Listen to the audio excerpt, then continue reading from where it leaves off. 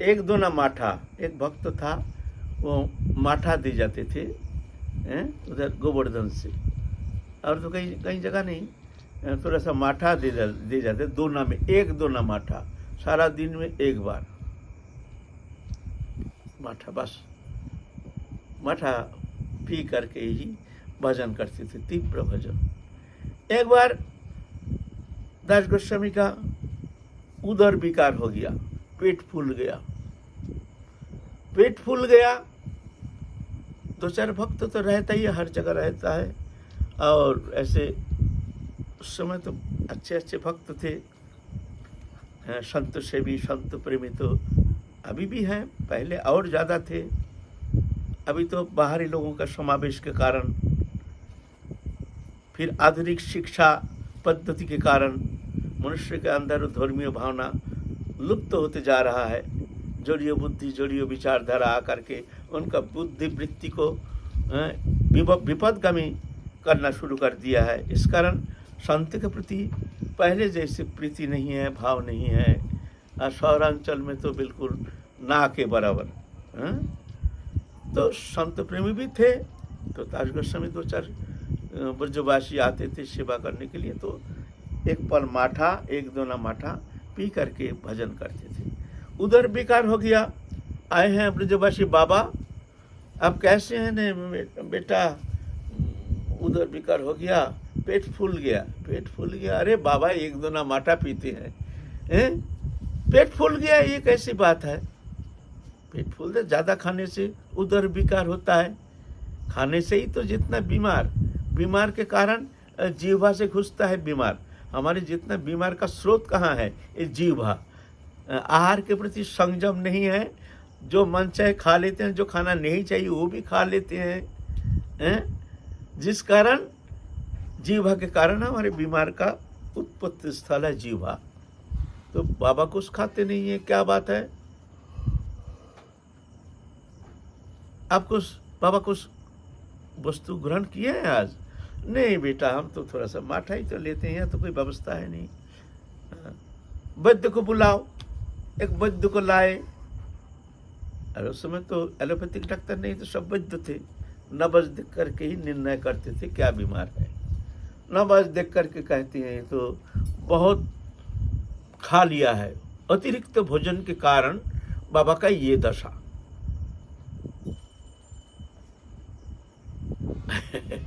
ये सुन करके दास गोस्वामी भी चकित हो गए।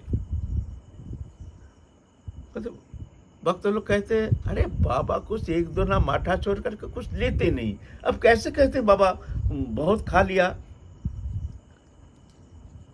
तो बोलते ही तो नबस तो ये कहता है, आप कहने से क्या होगा? नबस तो हमारा तो जो कहता है मैं वही कह रहा हूँ। नबस तो कभी झूठ नहीं बोलता है। ये तो अतिरिक्त तो खा लिए हैं, अनलिमिटेड।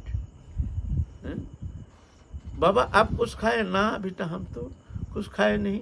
तो पेट फूल कैसे गया है? तो वो तो वैद्य तो चले गए, और भक्त जो है छोड़ने वाले नहीं है। बाबा बोलिए ना, ऐसे क्यों हो गया, क्या हो गया, कारण क्या है?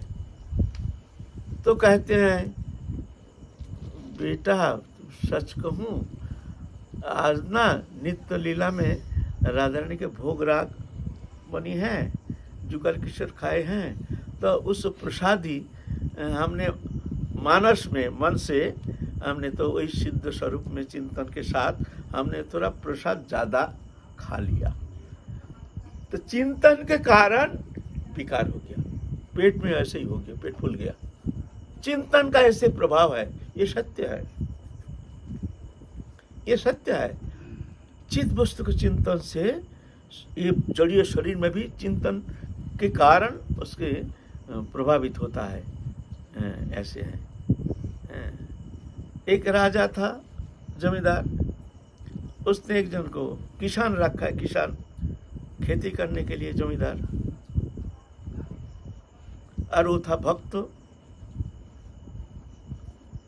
अब क्या करेंगे, भक्त होने से भी क्या होता है, संसार गुजारने के लिए तो कुछ तो साधन तो चाहिए, साधन तो चाहिए ना। इसीलिए चलो भाई किसान खेती ही करेंगे। तो पहले तो ट्रैक्टर फैक्टर नहीं था, बैल से जोड़ते थे, खेती करते थे बैल से।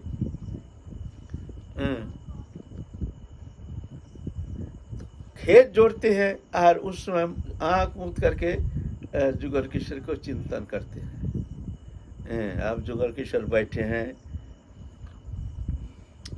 रत्न सिंहासन में, रत्न वेदी में जुगल किशोर बैठे हैं, भोग लगा रहे हैं। थोड़ा सा फिर दिखते, फिर थोड़ा सा नांगल कहते हैं, नांगल इधर क्या कहते हैं, नांगल को क्या कहते हैं, हल, हल हमारे नांगल कहते हैं, हल कभी इधर कभी उधर, वो तो अपने ध्यान में है ना।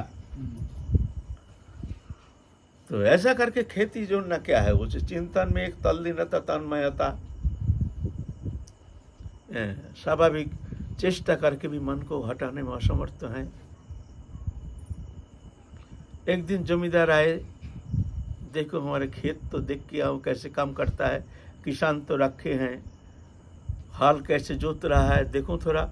तो देखते हैं हाल तो इधर लेके जाएंगे ना, ऐसे चल दिया हाल, उत्तर दिशा से दक्षिण दिशा चल दिया हाल। और आंख मूंद के, कभी तो रुक जाता है गाड़ी, कभी तो गाड़ी रुक जाती है, फिर गाड़ी थोड़ा चलना शुरू कर देते हैं। जमींदार आकर के बड़ा गुस्सा हो गया, जो देखो ये मजाक करता है, जब खेती करना आता नहीं है, हाल जोतना आता नहीं है, तो काम छोड़ दे। तो देख रहे हैं यार, वो तो आंख मूंद करके कभी इधर कभी दक्षिण दिशा तो कभी उत्तर दिशा कभी पूर्व दिशा, ऐसा खेती होता है? तो सीधा होता है ना, एकदम सीधा चलता है हल। बड़ा गुस्सा आया और मारा एक तमाशा गाल में, और फट करके मुंह से इतना दही निकल गया। तब उसको चेतन आया, होश आया, आहा हा, आपने क्या किया, आपने क्या किया। अभी ठाकुर जी को हम दही दे रहे थे खाने का बाद, आहा हा, हमारे हम दही दे नहीं पाया, आपने क्या किया। और ठाकुर जी को बस थोड़ा आखिर में दही देना था, मुंह से दही निकल गया। सत्य घटना है, ये कल्पना नहीं, ऐसे है चिंतन के ऐसे प्रभाव है। चित्त वस्तु का चिंतन से धीरे धीरे हमारी इंद्रिय वृत्ति, हमारे परमाणु जो है ना, धीरे धीरे चिन्मय होता जाता है। और जोड़ियों चिंतन से हमारे भीतर नाना प्रकार विकार पैदा होता है, और विकार को पुष्ट होता है। काम, क्रोध, लोभ, मोह, मद, मात्सर्य, हिंसा, देश, लोभ, लालसा, ये सब नाना प्रकार विकार, ये धीरे धीरे हमारे अंदर आकर के हमको पुष्ट करता है। क्रोधी होता है, लालची होता है, असहिष्णु होता है। कारण क्या है? विषय चिंतन। विषय चिंतन के प्रभाव से ऐसे होता है ना। इसीलिए चित्त वस्तु, ये चिंतन साधन शरण प्राण, चिंतन है शरणंग का प्राण केंद्र। मन लागे ना लगे, चिंतन करने का प्रयत्न करना चाहिए। ध्यान लग, अगर किसी का कोई चिंतन आता नहीं, कम से कम नाम की तरफ ध्यान लगा करके, अगर ऐसे भी नहीं आता है एकदम प्राथमिक अवस्था में, तो कम से कम चित्रपट रख करके चरण से लेकर मस्तक तक, फिर राधा रानी के चरण से लेकर मस्तक तक, इस तरह चिंतन करना चाहिए, एकदम ध्यान निविष्ट होकर के। फिर आँख मूंदना चाहिए, आँख मूंद करके उसको जैसे साक्षात देख रहे हैं। अब फिर मान लो फिर आता नहीं है ठीक से, फिर देखो, देख करके फिर इस तरह से दृष्टि को निबद्ध करो ठाकुर जी के चरण में। ऐसा करके अभ्यास करना पड़ेगा। प्रथम में तो कष्ट होता है, लेकिन धीरे धीरे धीरे धीरे धीरे धीरे अभ्यास के कारण फिर जाके स्वाभाविक हो जाता है। पहले तो कष्ट को करना ही पड़ता है।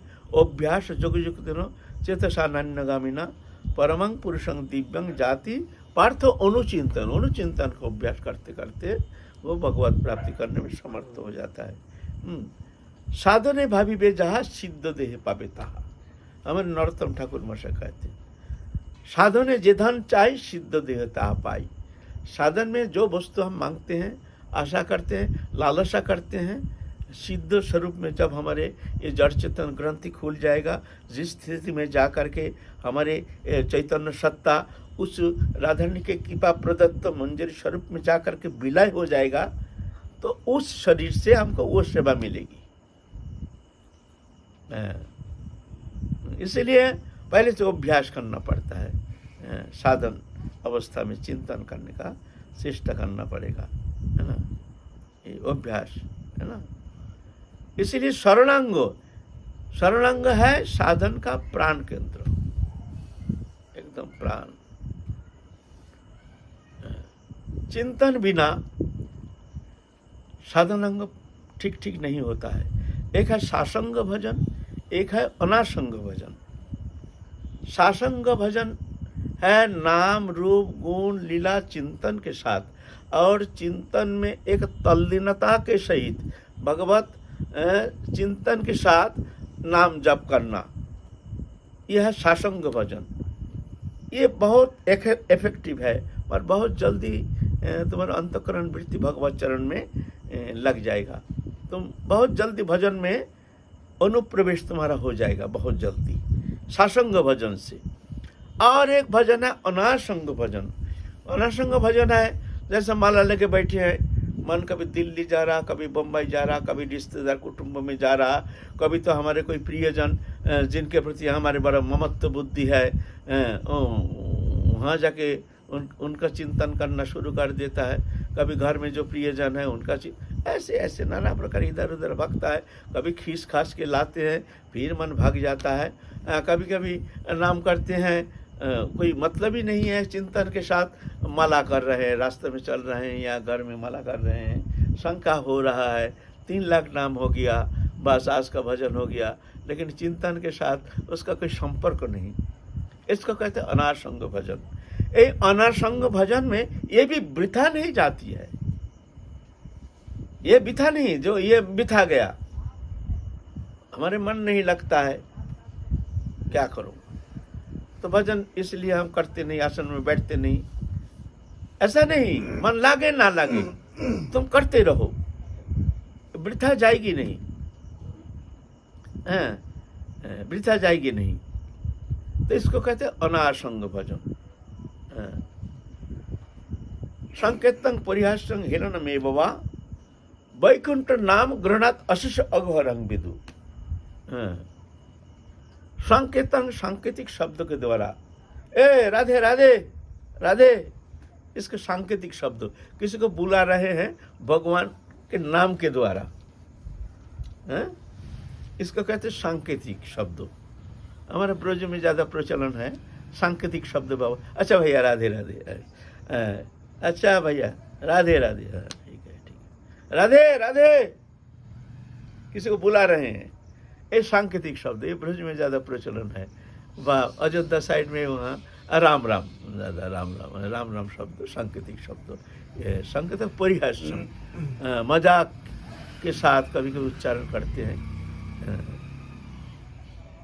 हिलन में बाबा, अवहिलन के साथ राधे राधे कर रहे, इसको क्या होता है, राधे राधे राधे राधे, तो ये अवहेलन के साथ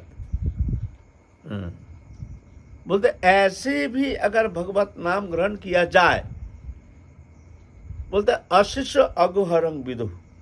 अशेष, अघो माने अमंगल, अशेष अमंगल को नष्ट करने में समर्थ, इसको कहते हैं नामाभास। इसीलिए ऐसे अब चिंता मत करो, जो हमारा मन नहीं लगता है तो भजन करके क्या होगा, ऐसा नहीं सोचना नहीं चाहिए। तो तुम्हारा प्रभु तो मंगल साधन करेगा।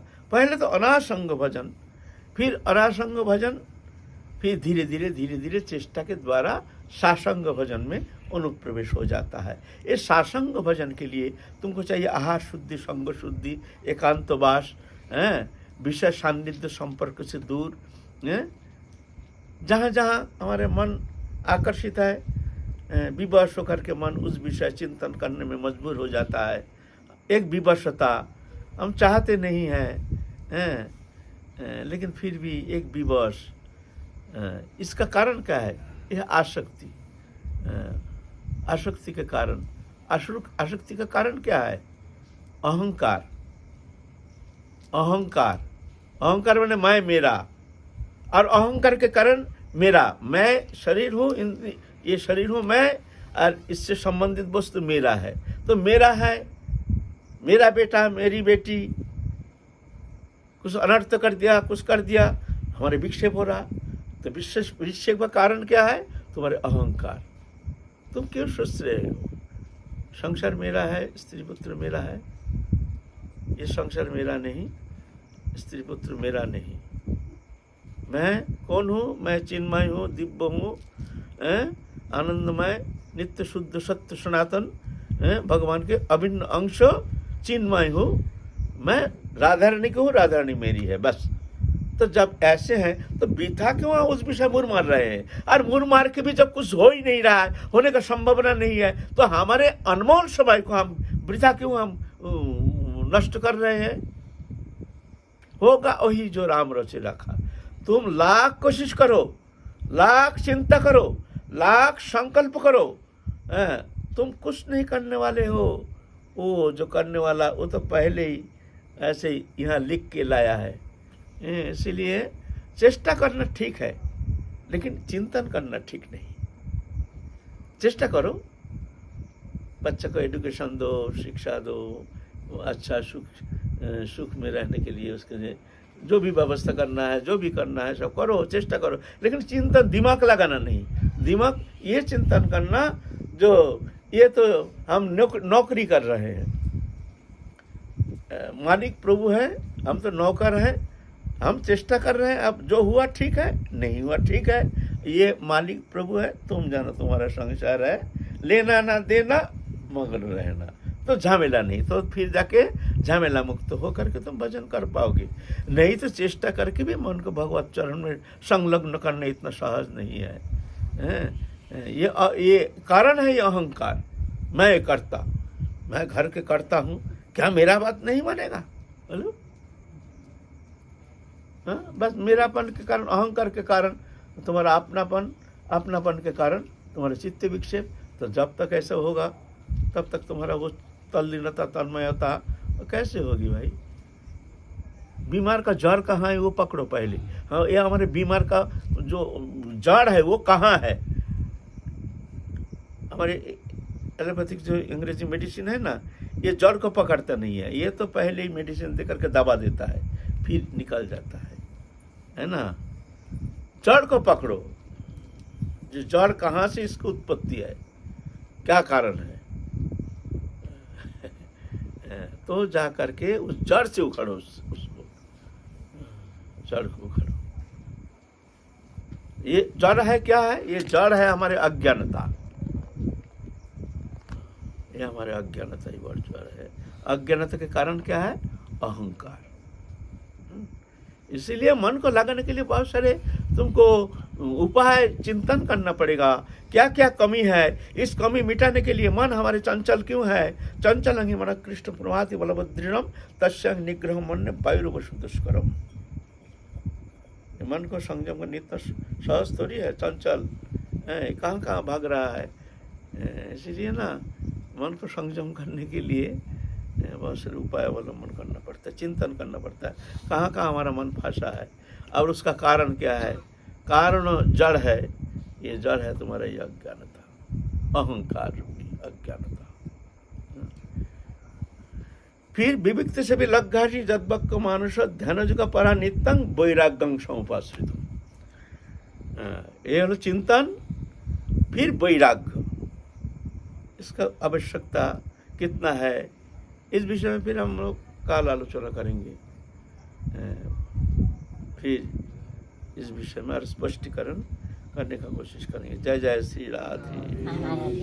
एक बात कि आपने जैसे गुरु कैसे पहचानेंगे, आपने बताया 4-5 गुरु होना चाहिए। तो आजकल के समय में, कलिकाल में तो ऐसा संत महापुरुष मिलना भी कठिन हो गए, और जो भी महापुरुष है वो तो दीक्षा देना चाहते नहीं, ज़्यादा भीड़ जमाना चाहते नहीं। ऐसी स्थिति में कोई संप्रदाय में कोई सदाचारी के आश्रय लेके भजन करेंगे, या कोई गुरु की बिना बनाए खाली नाम करते रहेंगे? देखो, अगर सदगुरु पदाश्रय हुआ नहीं, उस स्थिति में कोई भी नाम, जो नाम तुम्हारे अच्छा लगे रुचि हो उस नाम तुम रट सकते हो। नाम स्वयं संपूर्ण चिन्मय रस विग्रह नाम नामी अभिन्न होने के कारण ये नहीं जो दीक्षा नहीं लेने से अगर वो हरिनाम करते हैं, ग्रहण करते हैं, माला करते हैं, उसका फल नहीं होता है, ऐसी बात नहीं है। वो संपूर्ण फल दान करने में समर्थ है। इसीलिए जब तक दीक्षा नहीं होती है, गुरु पदाश्रय नहीं होता है, सद्गुरु सान्निध्य प्राप्त करने का मौका नहीं मिलता है, तब तक जाकर के हरिनाम करना जरूरी है। जैसे कलयुग में तो श्री कृष्ण चैतन्य महाप्रभु भगवान रूप में अवतरित हुए हैं, तो जब हमें स्वयं महाप्रभु स्वयं भगवान जब हरे कृष्ण महामंत्र दे करके गए हैं, तो इसमें तो कोई संशय ही नहीं रह गया कि हाँ, महाप्रभु हरिनाम कलिजुग का महामंत्र हरिनाम, और महाप्रभु वायुमंडल में ये हरिनाम महामंत्र शक्ति समन्वित करके छोड़ दिए हैं। कोई भी व्यक्ति अगर इस हरिनाम ग्रहण करते हैं तो उसका प्रभुत्व मंगल साधन करने में समर्थ है। दीक्षा पुरस्चर्य विधि अपेक्षा न करे, जिह्वा स्पर्श आचंडाल सबारी उद्धारे। बोलते दीक्षा पुरस्चर्या विधि इसके इंतजार नहीं है। जिह्वा स्पर्श, जीवा में स्पर्श मात्र ही ये मंगल करने में समर्थ है। हरिनाम महामंत्र कोई नाम मिला नहीं, गुरु पदाश्रय हुआ नहीं, उस स्थिति में हरे कृष्ण महामंत्र जप सकते हैं। ये उत्तम प्रक्रिया है। जब तक गुरुकरण नहीं होता है, जब तक ऐसे सद्गुरु पदाश्रय प्राप्त करने का मौका नहीं मिलता है, तब तक जाकर के हरिनाम ग्रहण करना, हरे कृष्ण महामंत्र ग्रहण करना ये उत्तम है।